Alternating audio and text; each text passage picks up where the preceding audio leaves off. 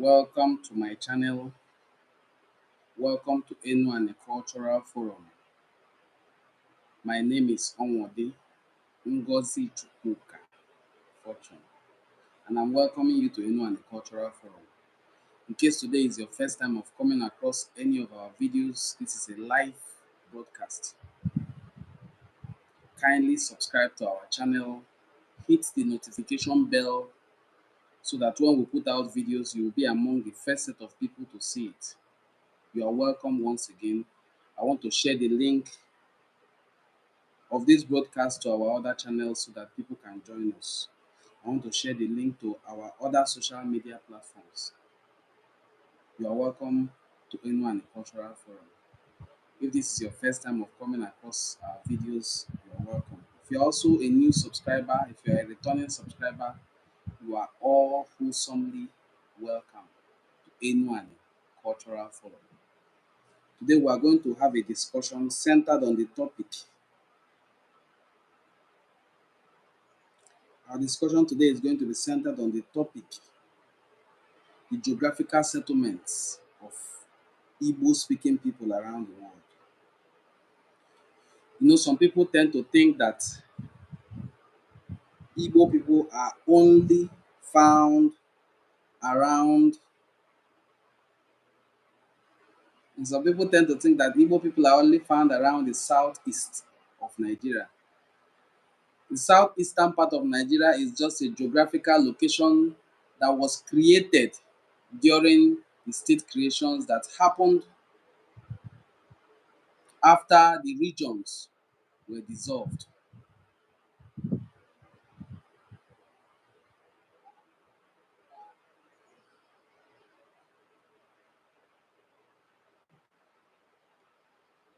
I'm trying to check for audio clarity.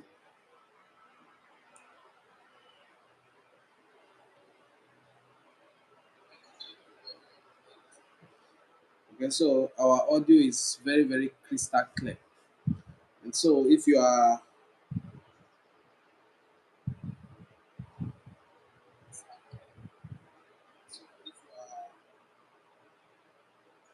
with us, I think we are ready now to roll. We're ready to roll now.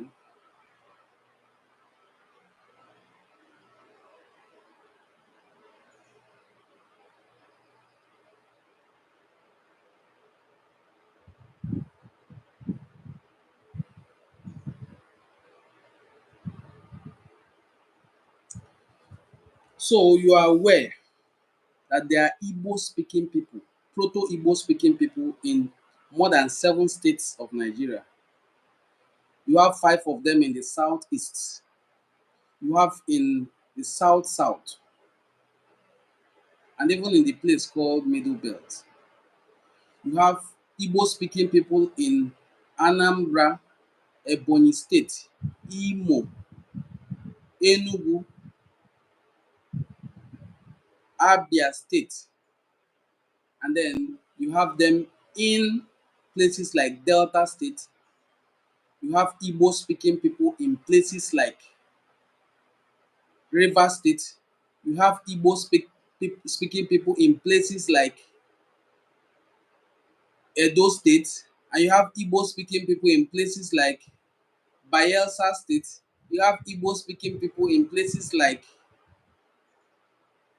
you'll be so surprised that you have Igbo people in Oyo State. Not because somebody has said language is not the only criteria to use in measuring where people are from. I agree very well that somebody speaks your language doesn't necessarily mean that the person is your kinsman. That I speak Yoruba does not make me a Yoruba person. That is very clear. But that I speak that Yoruba as my mother tongue makes me a Yoruba person. Most of these people that speak Proto-Igbo language did not learn it from anywhere. It is their mother tongue. That is to say, it is part of the culture that was passed down to them. This one is no longer even culture, it is tradition, because it has been passed down from generation to generation to generation to generation. So it has become part of them. such that that became their language, their only known language.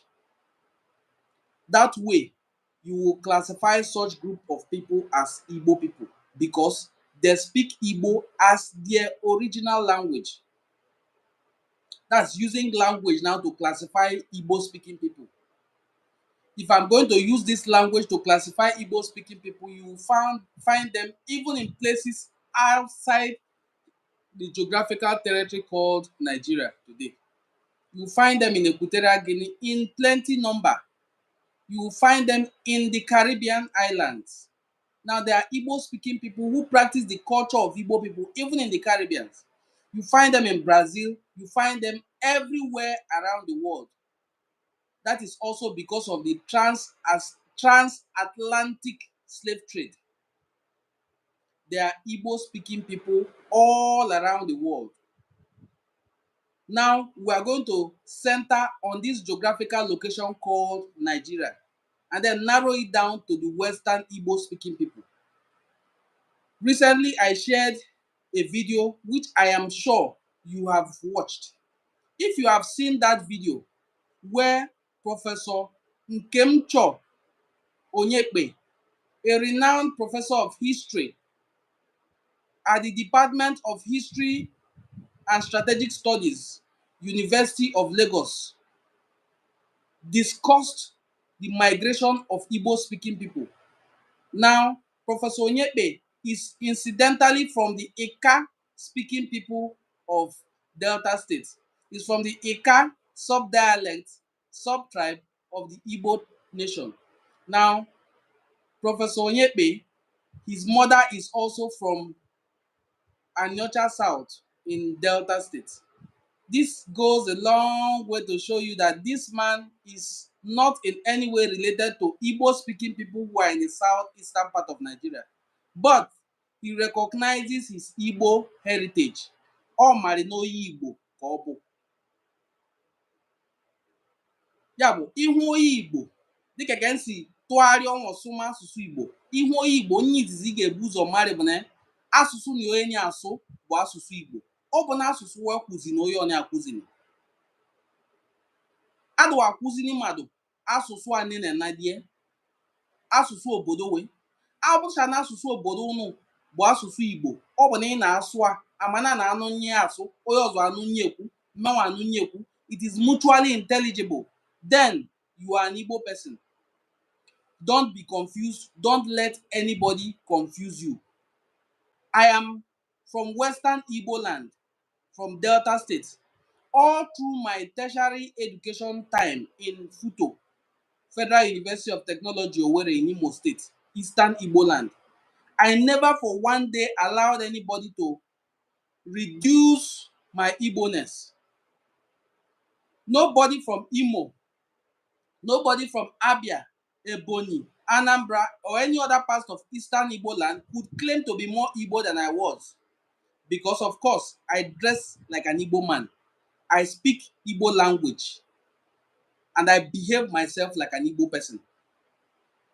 So, the geographical location of your settlement does not in any way reduce your Igbo-ness. If you are Igbo, you are Igbo. That you are an Igbo person, but incidentally you find yourself very close to Benin Kingdom, does not reduce you from being Igbo. Our Igbanke brothers are still keeping up the culture of Igbo people. Although you will find some of them whose parents, maybe one of their parents, maybe the mother is from Benin, will start telling you that they are not Benin people, they are not Igbo people, they are Benin people. But those people still maintain their Igbo culture. What are these Igbo traditions that you will see people practice and you will know that this one, onye Igbo onye Igbo. Ọ dị ma dị fele na-asụ na onye Igbo onye Igbo. Anyị bụ nsị. Mmadụ sị na Igbo onye Igbo ka ọ yala bụzi anyị okwu mkparị ka ọ bụ okwu iwe. Mmadụ sị na Igbo onye Igbo fụa ọ na iji ọtụlụ aka jide ọhụma jidosie ike dịka onye Igbo. Mmadụ ama ji na Igbo onye Igbo na-eyi egwu. Mmadụ sị na Igbo onye Igbo si na-abụ onye Igbo. adịwefo n'ọnwa ozugu nzugu ya bụ ka anyị nebanye anya na Igbo settlements that are products of primary migration. The Igbo homeland, it should not be mistaken that the Igbo homeland is in the southeastern part of Nigeria and other parts of western Igbo. Yes, that is the Igbo homeland because that is where we have the bulk of our population. That is where we are from. I don't like to subscribe to the ideas of people who say we are Hebrews. I am not, I have not found enough scientific evidence to support that claim. So, I am an Igbo man, and my ancestors, my own particular ancestors of the lineage where I am from, will tell you that they migrated clearly from Ife, but they are Igbo speaking people. An Igbo father makes one Igbo blood. Mother is not counted as a major contributor. That is very, very clear. Now, when I Ebo mmadụ si bịa, nyo agba agba ebo na di adu agwu ebo ni. So my brother Prince Chilite, you are very, very correct. Adu agba ebo ni. That is why I said those people whose mother is from Benin and they start telling you we are not Igbo, we are Benin people that are in a banking. They are very funny characters. Others will also tell you the version of Akalaka's migration. Akalaka, who founded Oba, Iwuroha, and Epeye, will start telling you that one of them, the mother, is from Benin. My mother is from Ogwashu, Ogwanri, Uku, a very close community to Ubulu Kingdom, where my father is from. But I cannot start telling you that I am from Ogwashuku. I am from Ubuluku. Although these two communities are Igbo communities, but I will first lay claim to my father's lineage as an Igbo man. Unless your father's lineage did not favor you, so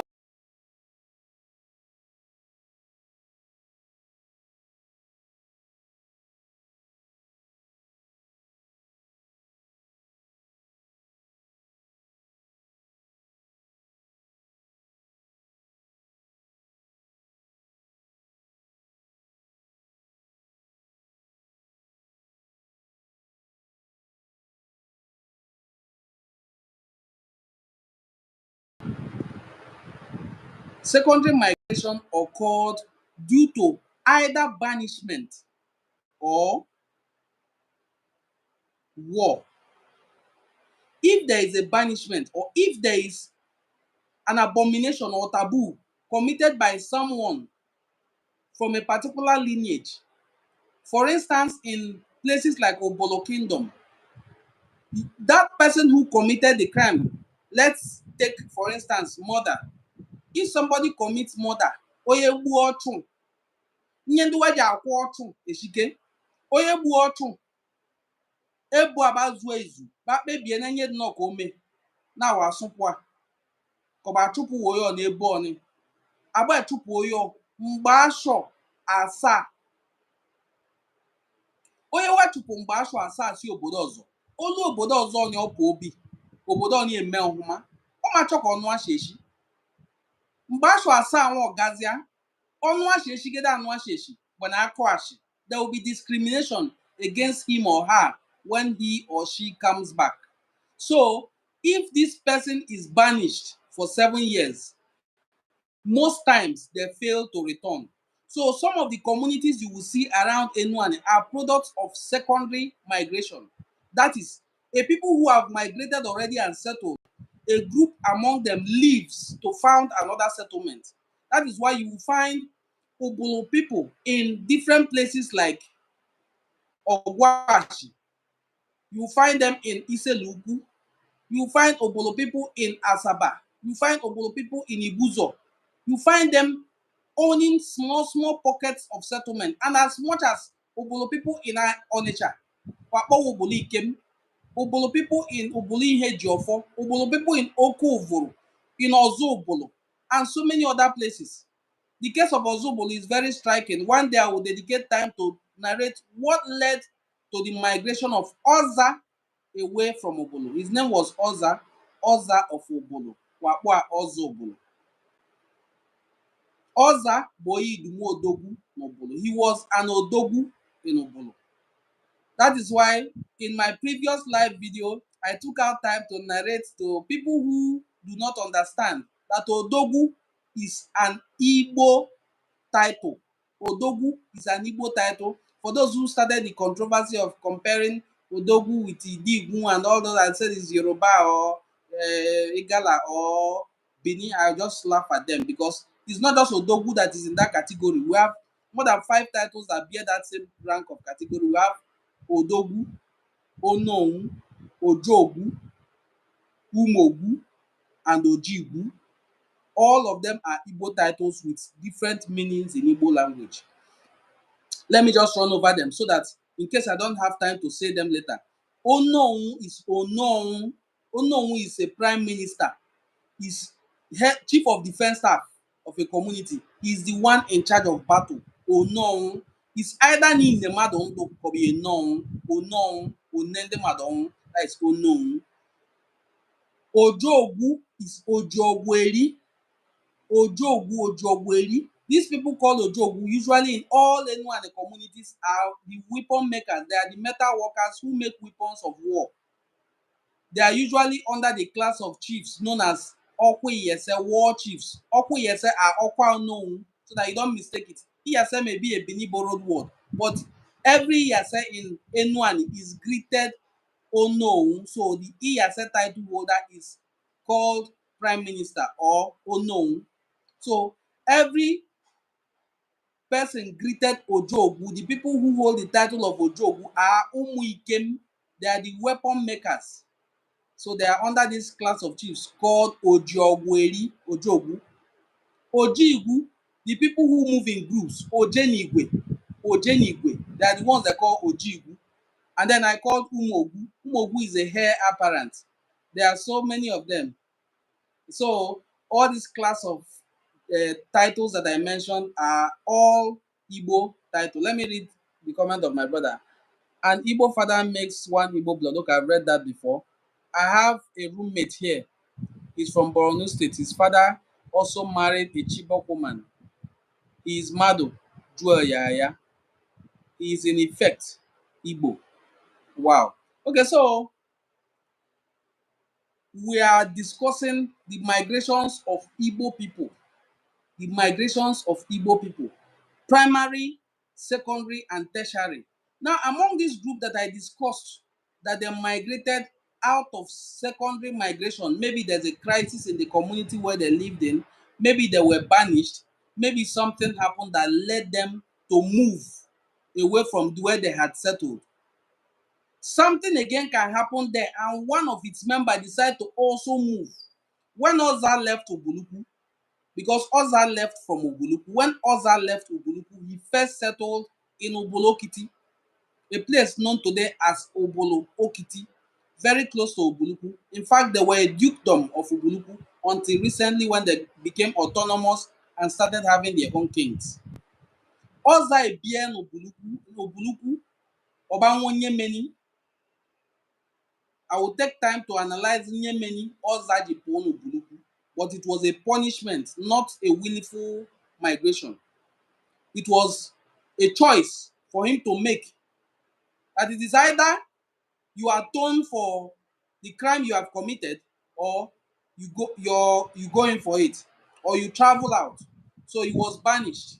He left and stayed in Ubulokiti for a while before proceeding to across the river Niger. Now, when Oza proceeded across the river Niger, his descendants, because he's not the only one that founded Ozobolo. I will look into I think there are about 12 tribes that founded Ozobolo. I will take time to read out the tribes of Ozobolo. If I can even lay my hands on it now, I will read them out. I have a book here by my sister, Esther Wright. Esther Wright is from Ubuluku. She is the author of the book, The Story of Ubulu Kingdom. And I encourage you to pick up the book. It's a very interesting read. Look at it, The Story of Ubulu Kingdom. Let me read a little of Ozobolo from it.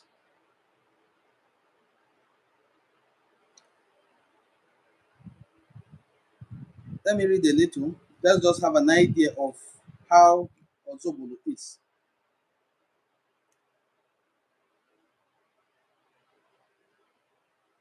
Although engaged in local crafts, only few practice these crafts, such as weaving, blacksmithing. Sometimes people living around the riverside engage in fishing. That's the occupations of Ozobolo. Ajebo, writing further about Ozobolo, explained that the principal markets in Ozobolo are Oliakpo in Amakwe, in Amakwa, Nkwobodo, Umele in Egbema, Afia Nkwo, and Nkwo Obialibo in Ezioha, and Ekozulu in Nza. The markets include Nkwogwe. Now, this is not the information that I am looking for at all. I was trying to see if I could get good report about the reason why Oza left Ubulu. Maybe I'll get that some other time, but okay. Let me just read why Oza left Ubulu. This is page 77 of the book, The Story of Ubulu Kingdom. It says, oral history has it that Prince Oza committed crime that amounted to Iyaja, which meant an abomination, punishable by death or banishment from the land for 7 years. Oza, though a member of Okwe Yese, like I told you that he was Odogwu, Odogwu is a member of Okwe Yese,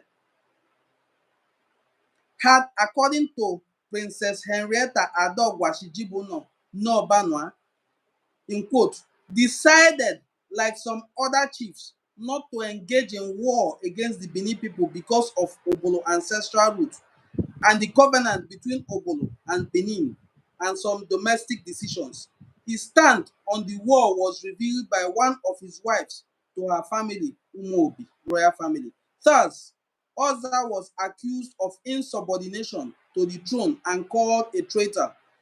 That was also punishable by death. Oza, as a great warrior, felt betrayed and in anger cut his pregnant wife down. Hmm. The community heard this and termed it double murder. Another elder, Omogolo, claimed that, in quote, for this reason, a conspiracy to kill Oza was hatched by Umobi, his in-laws, with the help of the Idoloma, that's the executioners. But despite his crime against the land, the plan was revealed to Oza. He left Obolo that night, traveling towards Ishagu. This was during the Obolo-Benin War. On arrival, Oza sent a message to his trusted friends, informing them of his safe arrival to Ishagu. A few days later, the king, who also loved Oza, sent word to Oza to move on across the river as he would be located and he would not be responsible for his death. Oza left Ishagu, moved towards the river Niger into Atani, finally to the present place of Ozobolo. It is believed that the killing of his pregnant wife was what took Oza out of Ubuluku to return only after 7 years, but he moved on, and today we have Ozobolo. Oza did not return. Like I told you that when people are banished for a certain crime and they move on, they hardly ever return. Just like I cited in the example, Oza did not return. Oza had moved to Obolo from the Benin area. The Igbo speaking people towards Benin was where he lived before he moved down to Obolo and lived among Obolo people and married a wife from the royal family. When war broke out between Oba and the people of Obolo, Oza refused to fight. As the Odogwu of the community, he refused to fight the Benin soldiers. This plan was revealed to the royalty, to the throne, by the wife, and Oza in anger killed the wife. It was the death of Oza's wife that led to these punishments that were declared against him that eventually made him to move out of Ogun towards Ishagu and then subsequently through Atani. Because there's a river in Ishagu that connects you to the river Niger. A lot of people don't know that. So this is pretty much it. That there are Igbo speaking people, proto Igbo speaking people, proto Igbo speaking people all around these areas that I mentioned towards Anidu. Because what you call Benin today is what we typically call Anidu. Yes, Anidu was a place where you have proto Igbo speaking people in good number until a certain prince Oromiya came. There was outbreak of war because he needed to institute the monarchy that they have in the Oyo area, Oyo Empire. And then so when he instituted this monarchy, there was resistance against it.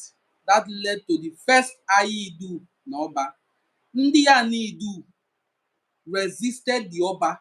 That is the Ayidu N'Oba. Those who stayed, stayed, but those who could not stay moved away. That led to a wave of migration of Igbo people.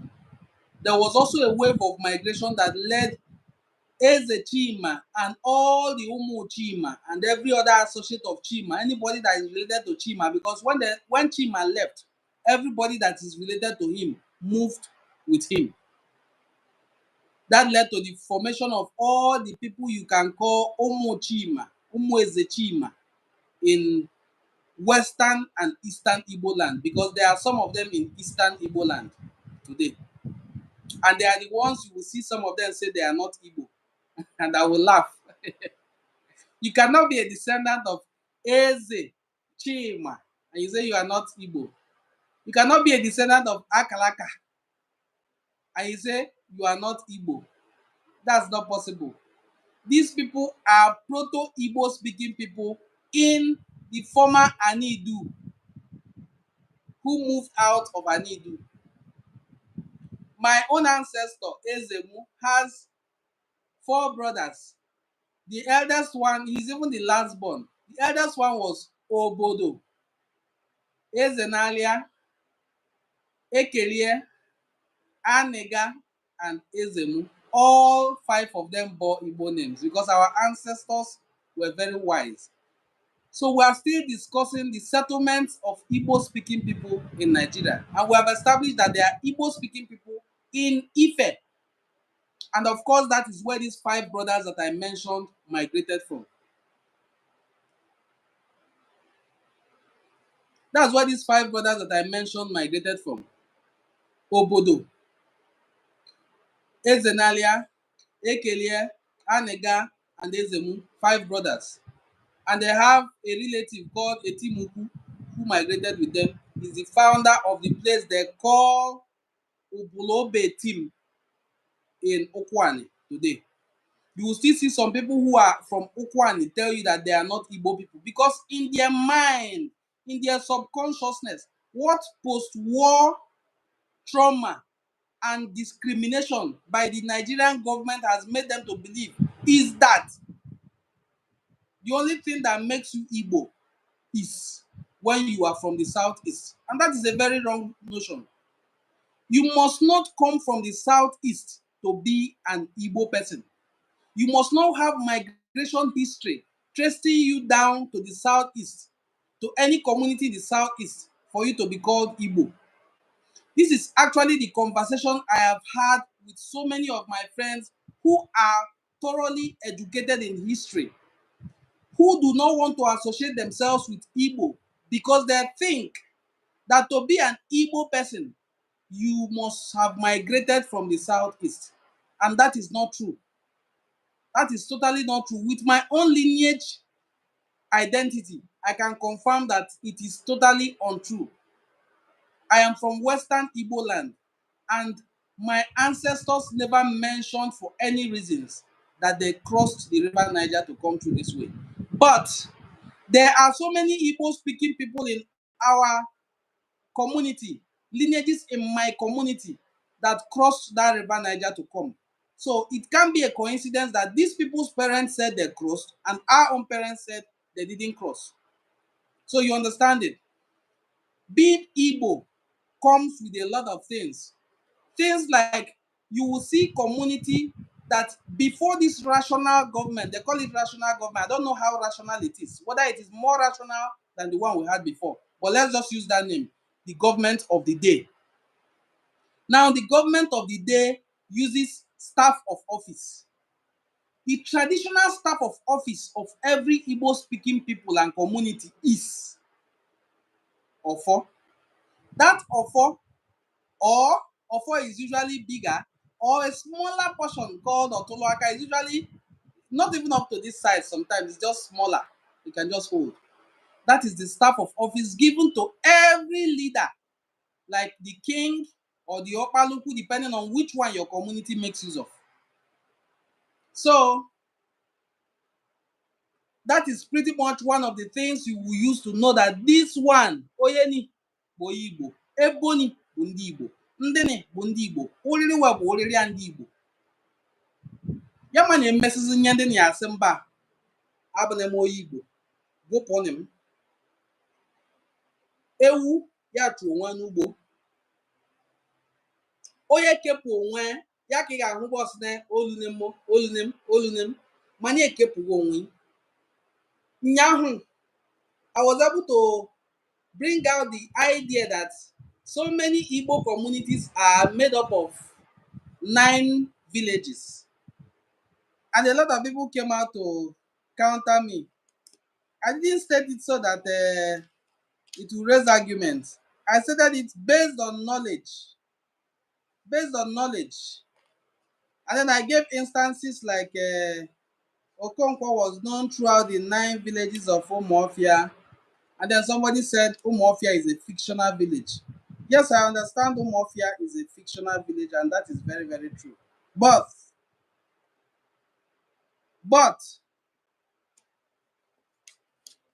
this Ogwashuku is not a fictional village.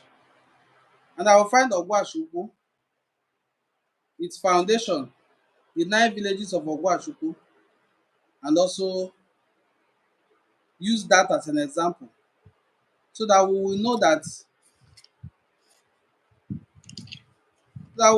when I say that most Igbo communities have 9 villages, you will understand that it's true. Now I'm going to read from the book Ubulu Kingdom. This is a revised edition. It was first written in 1995. Yes, 1995. Then this second edition was also published in 2020, and it was published in Ogwashuku by the royal family of Ogwashuku. Ogwashuku is one of the ancient communities in Western Igbo land.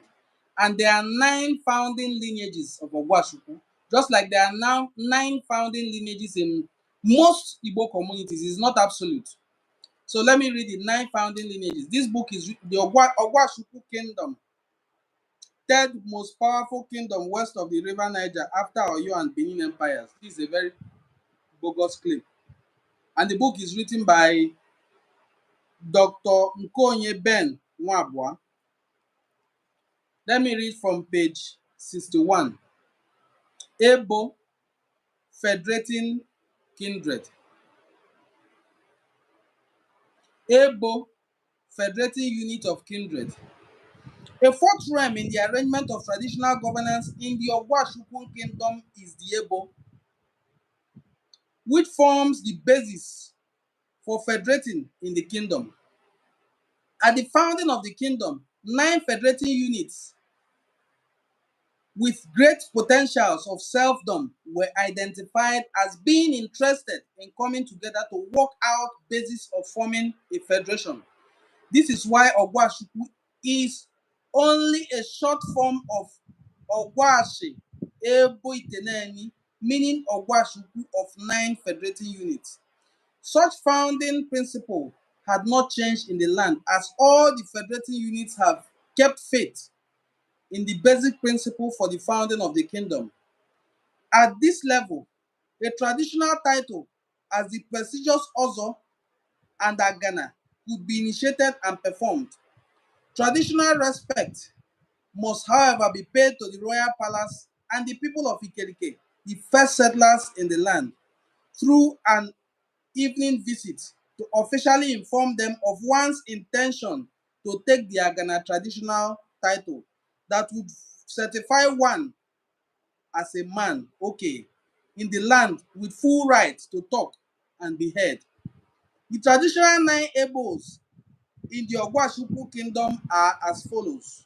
Now, that traditional title they are talking about is the Ozo title. I hope you also know that the Ozo title, I don't need to explain much, but you know Ozo is also a title you take in Igbo land. The Ozo title is one of the prominent titles you must take in Ogwashukwu before you can speak and people listen to you. Before you can be considered a man, you will take the Ozo title in Ogwashukwu. I am not from Ogwashukwu. I am from Ubulu.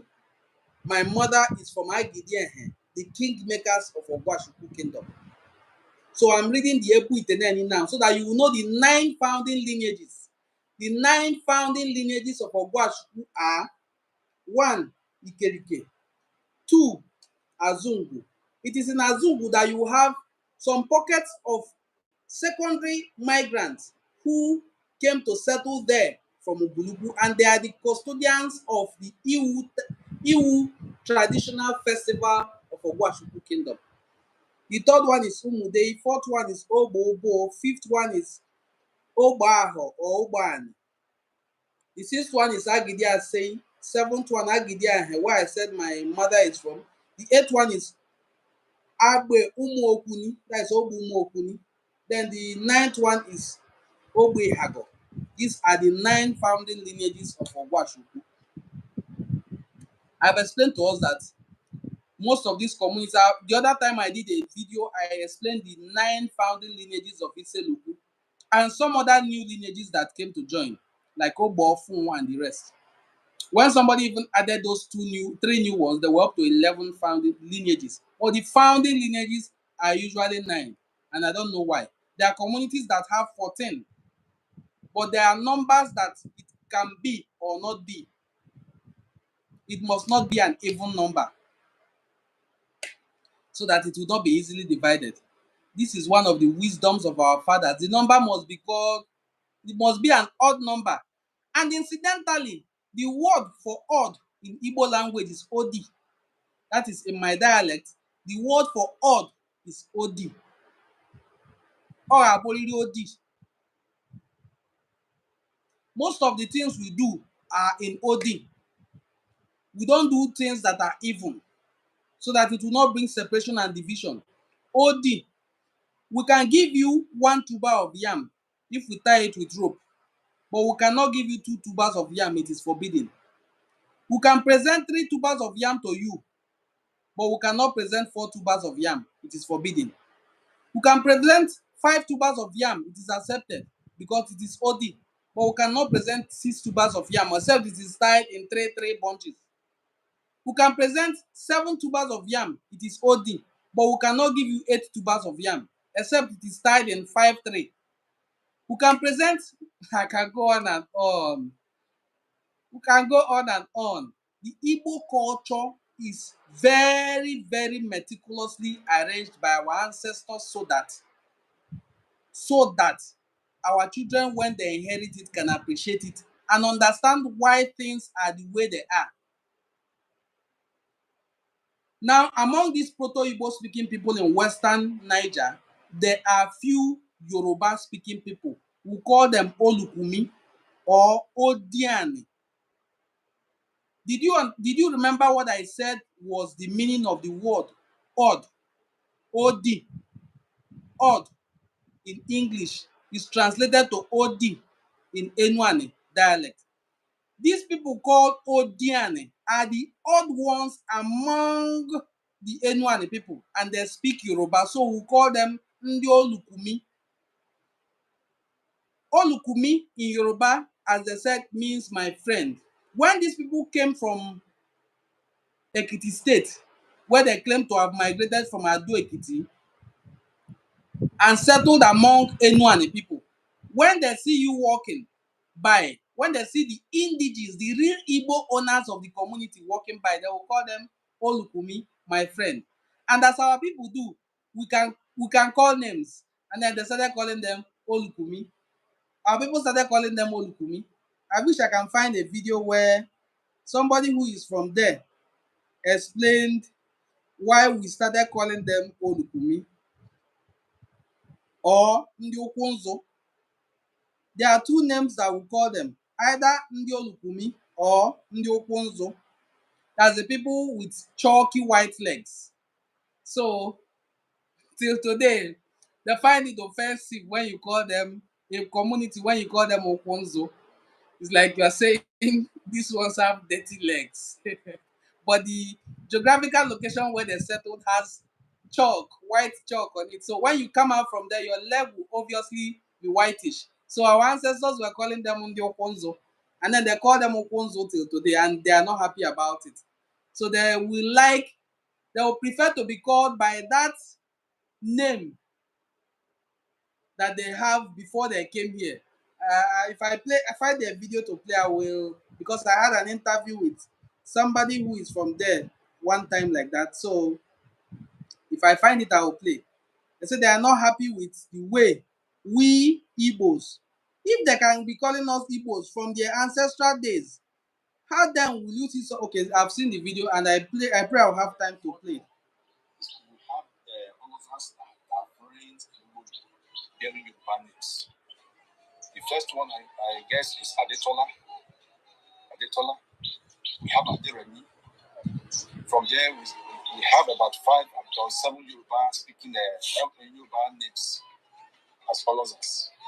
Before Edo, after Edo, we have names that follows us that bore Igbo names. Like you have Oje, who is my grandfather, DK, AC Emezi, and the present one is Oloza Ayo, AC Emezi. So you can see the names. We are trying to get back to our roots. Some time ago, they have the Old Kubi Bible, because we are trying to get back to our roots. The ones that maintains the language to date now, we have Ubulu, we have Eko, otherwise known as Ukunzu. Though for me, I don't believe in that name Ukunzu, because somehow I seems they are deviating from. Though they may pardon me for saying that, they are trying to deviate from their own origin, because Ukuku means is an Igbo name. But before then, we have all of us that have brains in Igbo bearing Yoruba names. Okay, so we heard the man saying he's not comfortable with the names that we call them. Yes, my brother, I just saw your question now. You said, do you mean Ishagu? Yes, I mean Ishagu. Ishagu is a community in Anyocha South local government area of Delta State, and it is linked to the River Niger. In fact, in fact, I have to be explicit here. Ishagu, just like you hear and read of the Asaba massacre, the Asaba pogrom during the Biafra War, the same way they followed through that river and came to Ishagu. First of all, unalived the king. I don't want to keep using that word that may give me restrictions. They unalived the king, lined up all the men in the community in Ishagu, and massacred all of them.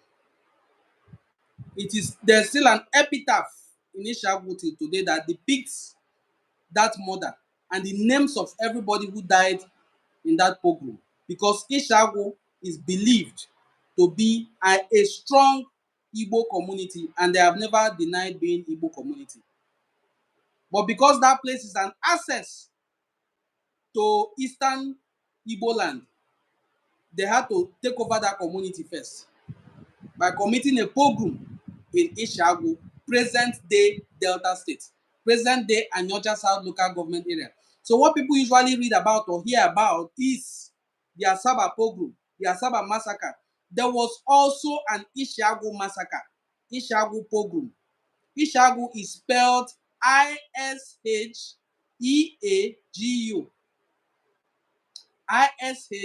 Isheagu. You can take time to read about it.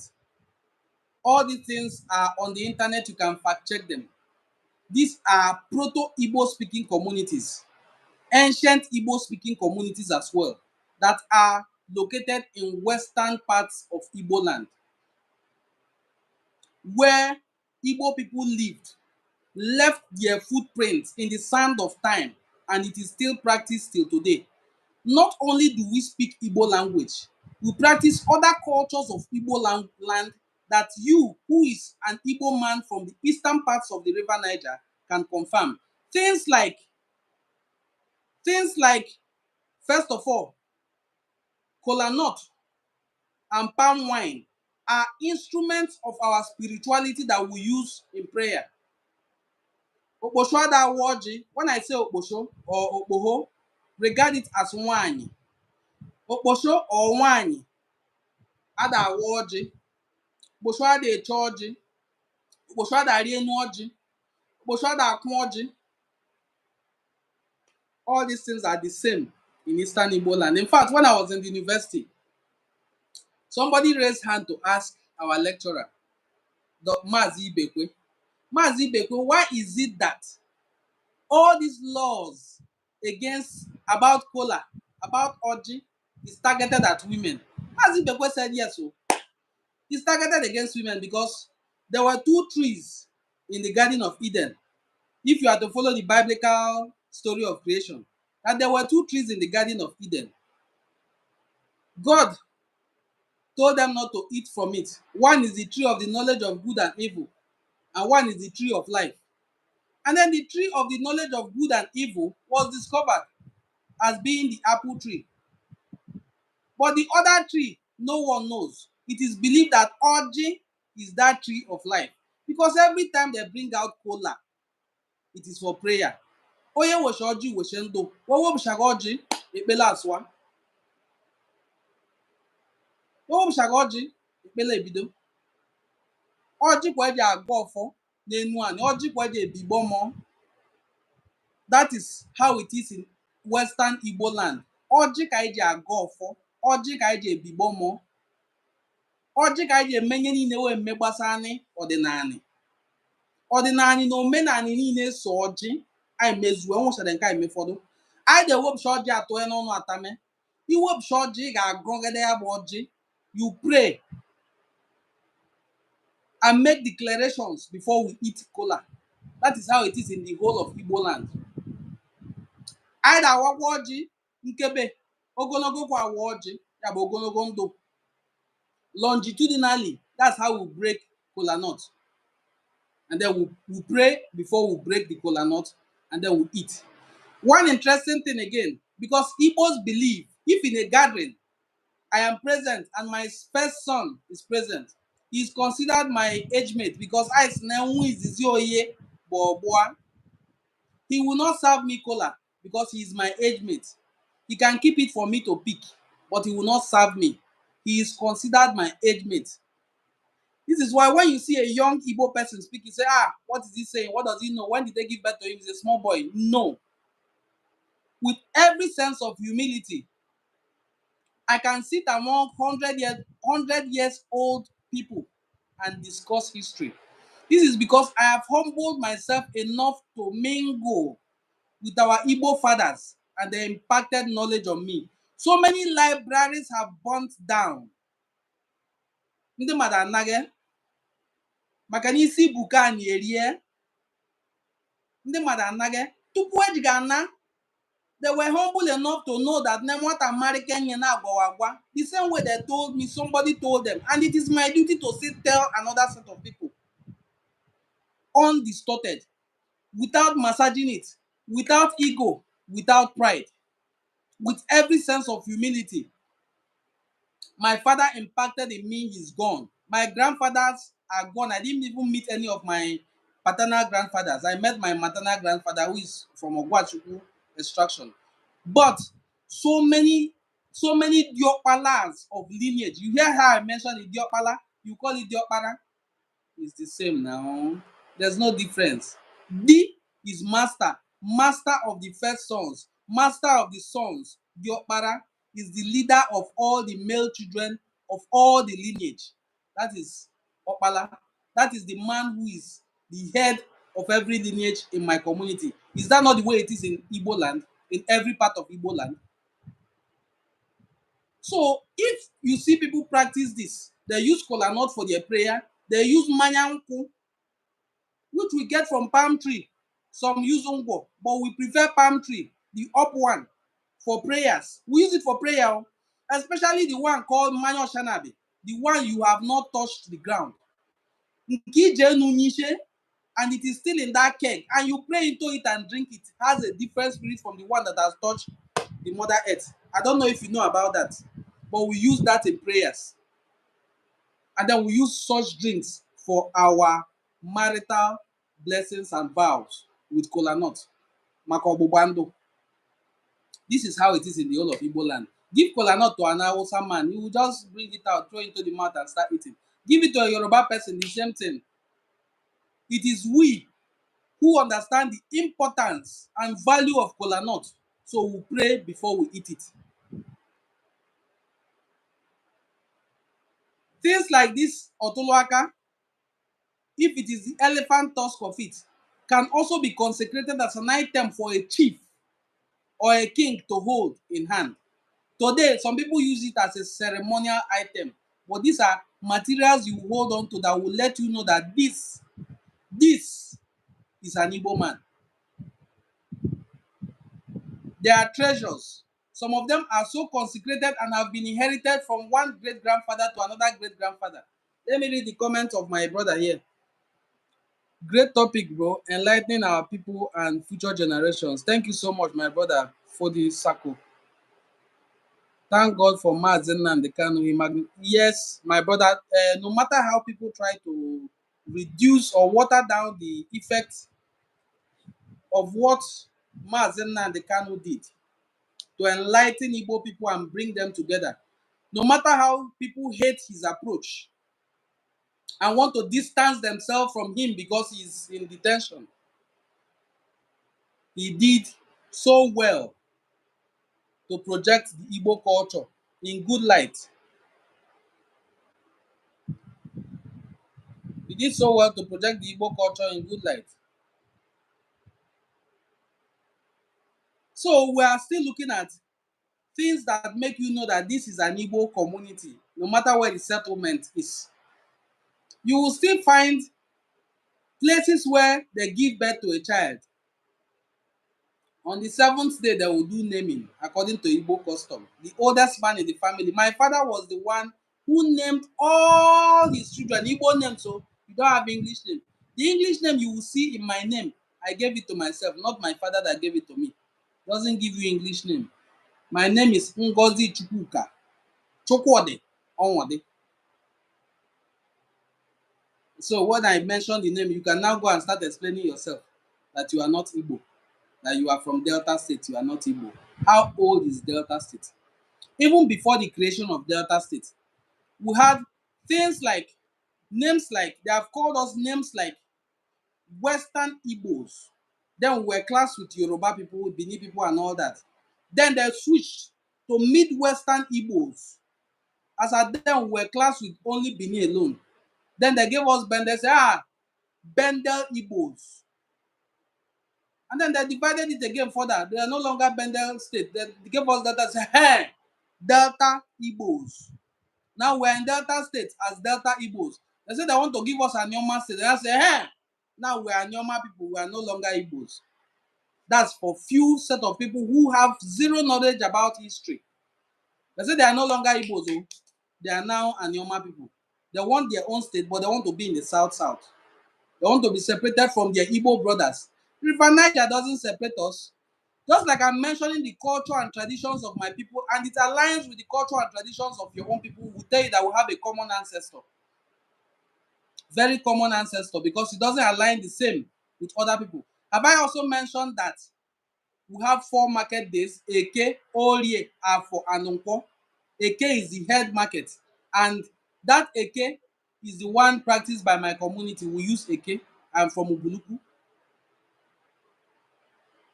Now let's go back to the birth of a child. This child has been born, named on the 7th day, circumcised on the 8th day. These are the similarities people will find. They'll say, hey, yes, we are Hebrews. I've checked it in the Bible. It's 8 days we are Hebrews. And then we do our omugo. all these cultural practices are Igbo culture. When you are a first child and they give birth to another child, they will hit your head on the ground. O mesịa ya na-agwa nwanne nwanne isi bụ nke ụzọ kwụ naanị. That is why the diokpala of a lineage will be saying that he is leading by gerontocracy, by seniority, by isi ọkpụkpụ. Isi ọkpụkpụ is now what we call that seniority, that gerontocracy. We will now say it is by elumelu, it is a right, not a privilege. It is a God-given right. It's a birthright. It's called elumelu.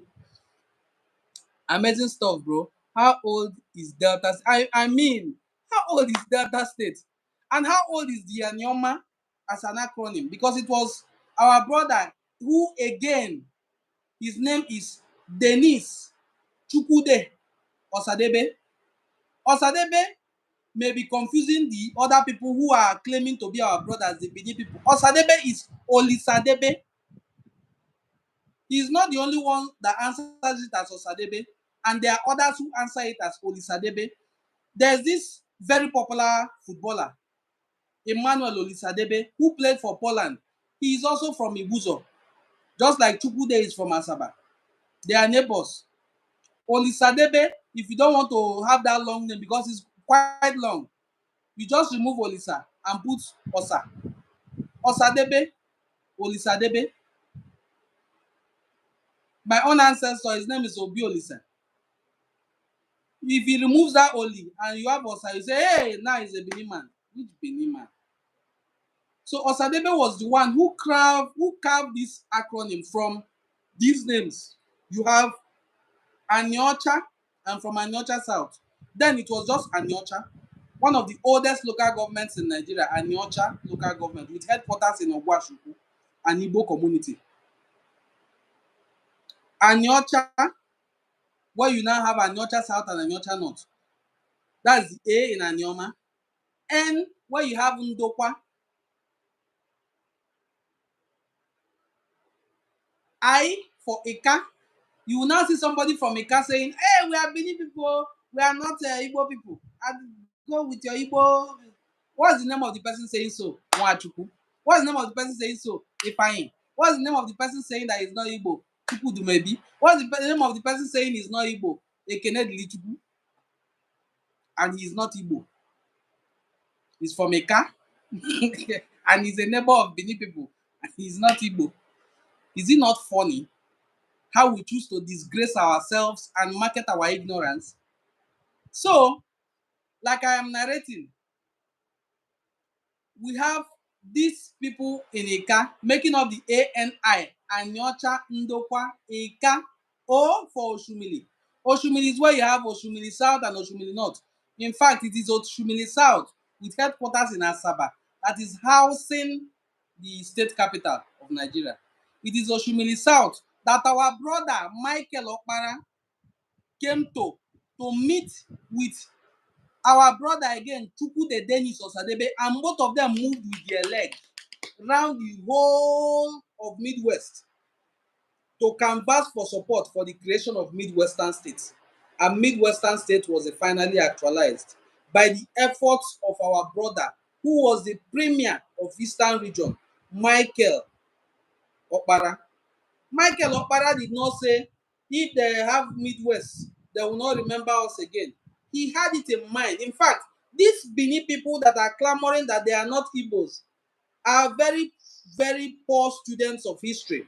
Because when we were in Western region, the Yorubas did not want anything to do with Benin people at all. Neither do they want anything to do with Igbo people. In fact, that's where the name they call them Igbo started coming from. They call them slaves. These people they call slaves are not just Benin people, but also our brothers who are in Anidu. So, when the Yorubas rejected these people and we accepted them, Bendel State was a Midwestern state was created. The first premier of that Midwestern state, incidentally, was an Igbo man. That's our brother Michael. That's our brother Chukwude Dennis Osadebe from Asaba. we now had our Midwestern states before it became Bendel State. Now it became Bendel State. Our Igbos, you know us. You can never subdue Igbo. Started feeling marginalized. We need our own state. We need our own state. They gave us Delta State. Even in Delta State, ask an Urobo man, which ethnic groups do we have? They will say, we have three senatorial districts. So we have Delta South, Delta Central, and Delta North. Delta North has Igbo speaking people, and that's the Igbo part. Delta North, we are the largest in Delta State. We have 9 local governments, others are 8, and others have different ethnic groups that don't relate. Our own is just Igbo. If we conduct our OFAC is called Organization for the Advancement of Anioma Culture, because we now call ourselves Anioma because of what I narrated to you that our brother Chukwude Denis Osadebe did. We now call ourselves Anioma. If we have our OFAC, Organization for Advancement of Anioma Culture, yearly, when we get there, Igbo mmasụ m na-asụ asụsụ Ubulu n'OFAC. Ekwere m na onye ka ga na-anụnye m asụ. M na-asụ asụsụ Ubulu n'OFAC. Ekwere m na onye ndokwa ga na-anụnye m asụ. Ndị ndokwa bụ ndị ụkwụ anyị. Ekwere m na m na-asụ asụsụ m n'OFAC. N'onye Oshimili bụ onye Asaba, onye Oko, onye Ugbolu, onye Ila, onye Ebu, onye ebe ọbụla abụla ị ga na-anụnye m asụ, onye Igbo ụzọ bụ ọbụla esiri n'ọbịa anya n'Igbo dị na Western Igbo, ị ga-anụnye m asụ. So we are pretty much Igbos, regardless of where you find yourself. Because people are trying to discredit it that once you see people speaking Igbo, we say they are Igbo people. That anybody can learn the language and become Igbo. You can't learn the language and manufacture Ofo. The Ofo in my lineage, I can't tell you that this is how old it is. Unless if they allow it. As a science student, I am a scientist. We can pick a material from it and do carbon testing on the ones that are carbon material to find out the age. If it's a metal, we'll find out the half-life of this metal to determine its age. So that we can tell you how old the Ofo is. But not that I know when it was manufactured. You cannot learn a language and still manufacture Ofo and start using as your symbol of authority and truth and justice. Just like your fellow Igbo people.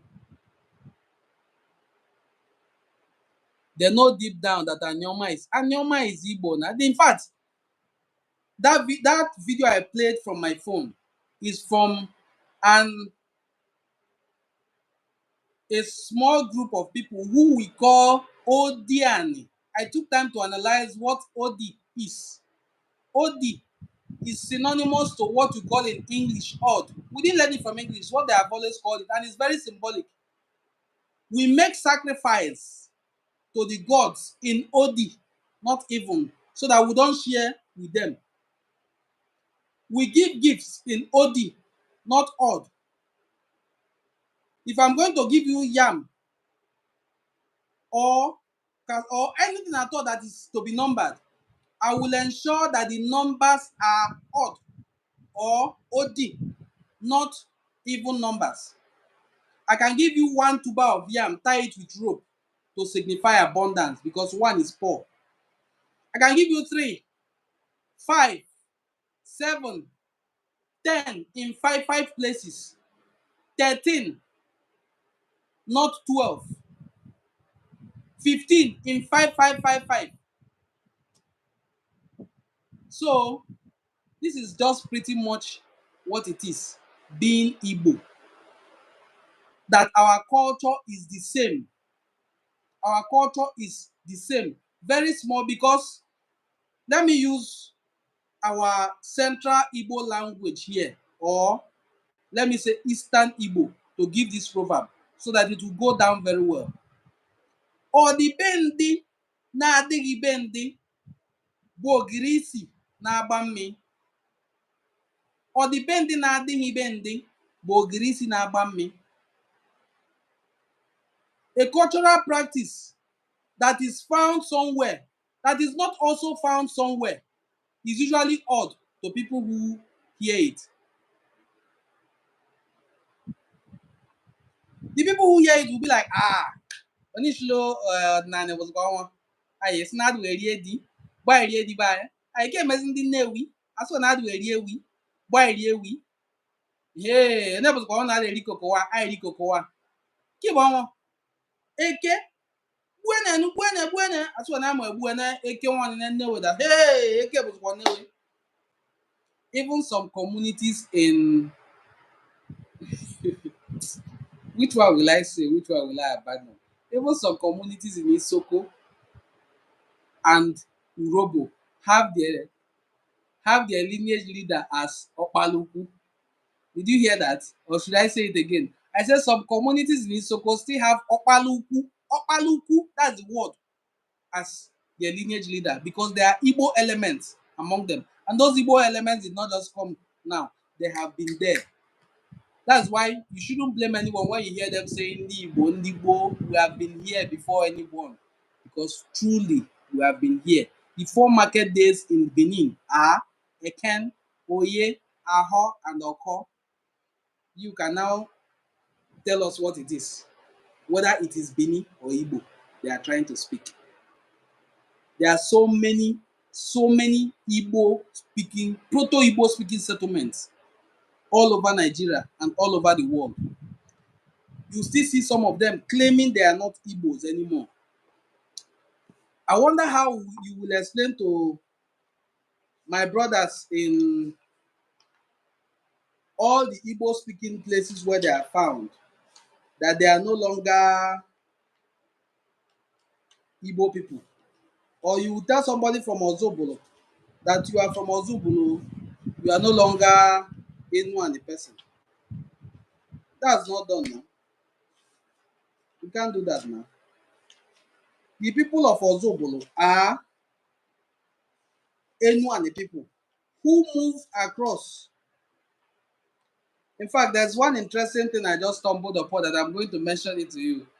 That when Ezemu, my ancestor, and his brothers came to Ubuluku, present day Ubuluku, because there was no place like Ubuluku until they came, they met a certain man called Anugwe. Let me list the names of the children of Anugwe to you so that you will know whether they are Igbo or they are not Igbo.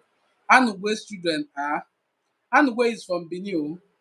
Don't get me wrong, that is what his descendants propagate as history, and they have proofs. When they say somebody is from Benin, don't think that person is a Benin man. There are Igbo speaking people in Benin, just like that Professor Onyepe rightly explained. There's a reverse migration. When you oppress an Igbo speaking person, they go back to their homeland. They may not get to their homeland, but they go towards home. They go, it's like a recoil. That's the word. In migration, it's called recoil migration. You have gone and you recoiled. That recoil migration is what brings back lots of Igbo people who know they are Igbo, have lived for generations in a place. When they are oppressed, they recoil back to where they moved from. So this recoil migration is what you have in this migration of this certain man called Anugwe. The name of his children are Ogugwa, Uba, Ogidi, Ara. Did you get that? The names of the children of Anugwe, whose descendants believe migrated from Benin, are Ogugwa, Uba, Ogidi, and Ara. Let me list the names of the children of these children, the grandchildren. Now, Ogugwa had children like Obodo, Omorie, Ojoku, Uba, and Oje. Uba has children like Inyibo, Osadebe, Azu, Ebuchem. Ogidi has children like Okwite, Igune, Isebo. Ara has children like Okolo, Oje, and Wade. Now, the children of Anugo will boldly stand and tell you that their father is from Benin. He may have come from Benin. The place you geographically call Benin now is the place we call Anidu. Young as I am, you cannot tell my grandmother Benin and she understands what you're saying. You have to tell her Anidu. Oh, she will now say, okay, Anidu. Ndi Anidu though. The place they call Anidu is from Abo downwards, towards as if you're going to Akure. All those places are Anidu. They believe it is Igbo land. That's their belief. I'm telling you the gospel truth, the historical truth, nothing but the truth. That my grandmother and every other older person in my community, I'm from Western Igbo land, call those places Anidu, not Bini. The name Bini is new to them, just like the name Potoki. My grandmother also knows the word Potoki. Do you know what Potoki is? Potoki is Portuguese. She will say that when the Potoki, when your child saw, they can do Potoki, you say this person is so fair like Portuguese. They saw those Portuguese. Thank you so much, everyone who joined me in today's live broadcast. I just decided to test this. Subsequently, you know I am based in Nigeria and how the electricity situation is right here. I had to provide electricity for myself to do this live broadcast so that we don't get an outage. But I'm hoping that once in a while we will do things like this. If we're also able to get the videos out and put them in bits and share to other platforms. If you are watching this video, I want to thank you for joining me up to this moment. We have up to 19 active viewers, and I'm so glad, I'm encouraged. That's exactly the story of Ezechima as told by us by my grandfather. Oh, my brother Fodisako, you are from Western Igbo here. Ezechima, I will take time to read about him because I have enough on Ezechima. Ezechima is not a Benin man, was not a Benin man at all. If he was a Benin man, when he was attacked or when he was under threat, he would have moved further Beninwards or Asianwards, but he moved back home. Just like I said, anything that happens that threatens an Igbo man, they move eastwards back home. Doesn't stop them from still migrating. All the descendants of Ezechima, because the Ezechima clan are neighbors to Ubulu clan. I am from Ubulu clan. Communities like Iseluku, Ubolu, Obio, all those communities under Ezechima clan are our neighbors, and they are Igbo speaking people. In fact, there was a video I put out about Ofo because you know Iseluku is notorious for wanting to return back to the Oba of Benin. You don't blame them. They have their monarchy was influenced by the Oba, but they should have broken off from that chains by now. They should have outgrown it, but they still continue going back. So there's a certain young man who is from there who doesn't want to believe that they are Igbos. So when I posted about Ofo one time and the our Igbo brother who is a teacher, ordinary teacher, was explaining the use of Ofo, he said, Nwoke ji Ofo, nwaanyị ji Ofo. And the boy shouted, hey, nwaanyị ji Ofo. How can woman hold Ofo? I asked him, where are you from? He told me, I said, go and ask them in your lineage whether the Ada of your Igbo has her Ofo or not. He said, yes, it's true, she has. I said, so why were you fretting when they said nwaanyị ji Ofo? Truly, nwaanyị na-eji Ofo. Nwoke ji Ofo, nwaanyị ji Ofo. The women folk have their own Ofo. The men folk have their own Ofo. That is how it is in Igbo culture. Thank you so much for joining me. I am really so encouraged to have had more than 25 participants in today's live broadcast. My name is Onwode Ngozi Chukwuka Fortune, and I am the publisher of NIGERIAN Cultural Forum. Please encourage us by joining our membership class because if this live broadcast continues to grow, we may have to do some of them exclusively for members because I'm going to go deep, very deep into lineages. I'm going to go into some lineages and list out the families in it for you so that you will not judge whether they are Benin people or Igbo people. What we are here is not a joke. We are in an open war of narratives. We are in a war of narratives where a young girl will set a ring light on TikTok and start insulting a king from our Enuan region. They recently did it with my great great grandfather, who was the king of Ubuluku Obiolise, who led the Ubuluku Benin War of 1750. Their claim was that Obiolise was beheaded and his head taken back to Benin. It took me vigorous efforts making videos upon videos. Ka wee gwa na-ebo onwe wee bo na-ebibo kwa ebo onwe wee na Nnadim Chinebu Obiolise lived up to old age. Passed, his son Dieze took over. Dieze passed, Dieze's son Ojuko took over. Ojuko passed, Ojuko's son Ojuko Obi, who had a deformity in his mouth, took over and handed over the regency to Jeboma, whose descendants are still regents till today, have not given back the throne to where it belongs rightfully. So, it's a war of narratives, and we will not allow them to have the last say. We'll continue to do our best to push out this truth before the faces of people who acknowledge truth so that they can decipher what truth is, what is right, and what is wrong. Because truth, truth, doesn't die. Oh. It doesn't also expire. Lies will easily fade out and expire, but truth doesn't expire. Every lie has an expiry date. All the lies of the Benin people have expired. Every liar also knows the truth. Yes, every liar knows the truth. They know that this thing this boy is saying is the truth, oh, but let's fight it. Then they will come out in full force, create fake accounts, and start fighting that truth.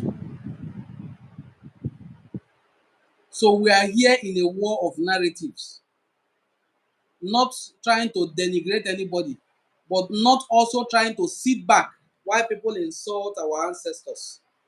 Our ancestors were very proud people. They were not walking with their heads down, they were walking with their shoulders high, like an Igbo we say. Look at the story of Oda who founded Ogwashuku, how he also came and met a certain man on Hionwoba, who led the Ikerike people who claimed to have come from Benin. And he, Oda became their king. Oda was the son of Ezenri. Now, there are so many of such examples of Igbo people coming to a place to take over. Nwa bịa anị nala anị onu Igbo bụ. Igbo abụna nwa bịa anị na ememe dugbe maka na kelekele bụ nwa ndulugbo abụna nwa. So like I was describing, that will have a whole lot of Enuani people across the eastern region. I will have a whole lot of our brothers from the east also coming from this way to live. So in all, we are Igbos. Whether you find yourself in Oba land, where if I go to Oba land tomorrow, I was not born there, I can switch to Oba because I have lived there for a couple of years, understood their version of Igbo language, and understood that we are one. These people are not from Benin. But it will take a lot to convince them that you are not from Benin. For me to understand and speak your dialect, you are not Benin. I can enter in the midst of Oba people, for instance, in Egi and say, Ega Amekao, Amekao, here. I will call out all the lineages that are there, greet them Madi, they will answer me Mmai, Okorobia, and we will go our way. How can you answer Mmai, Okorobia? The other for the women, they will say Kando, you say Ezewani, Abogo, and you say you are not Igbo. You are speaking Igbo, you are using Ofo, you are doing everything Igbo people do, and you say you're not Igbo. Just like our brother the tribes will say, not be juju be that. My brothers and my sisters, and every other person who joined today's live broadcast, I want to use this opportunity to thank you. You have just encouraged me to also do more live broadcasts. This is the second time I have done live broadcasts. It's not easy to do live broadcasts on YouTube at all, because you have to provide a lot to make it happen. And we have been live now for more than an hour. So I'm going to take a bow and come back next time. But please, one other way you can encourage me, the entire 20-something participants who joined today's broadcast, is please share this video. For the circle my brother gave me £10. Wonderful, wonderful. Hey, you just shake my leg oh. Sako Jesus Christ. Ah, I'm so happy about this. But you best way you have encouraged me is to stay live here. You have stayed on here live, encouraged and support me. You have been commenting. I want to sincerely thank you and every other person who joined this live broadcast and every other person who also wishes to support what we are doing. It's a very, very important task that we are embarking on because the narrative that our ancestors were able to push and protect is what we are trying to also further so that our children will not be stranded in any way. By what we are doing today, our children will not be stranded in any way at all. They will not be guessing, are we Igbo? Are we Yoruba? Are we Bini? They will not have identity crisis because identity crisis is an issue all over the world. That is what we have succeeded in averting for our own children. Identity crisis. So that our children will know that if we are doing this, that, if my father did this, that means that my father was an Igbo man. Wow, that means I'm Igbo. Without DNA test. Because sincerely speaking, if you take all these people claiming they are not Igbo to DNA test, they will all fall to become Igbo. Or if you bring Ofo and say, swear by this Ofo that you are not Igbo, they will all disappear. Thank you so much, especially to you, my brother, for the circle. God bless you. I appreciate your support. Everyone who has watched the video, kindly subscribe to my channel, share my videos, encourage us to grow so that when we speak, we are presently pushing for the inclusion of Igbo history in Nigerian curriculum. Thank you and God bless you for supporting our channel.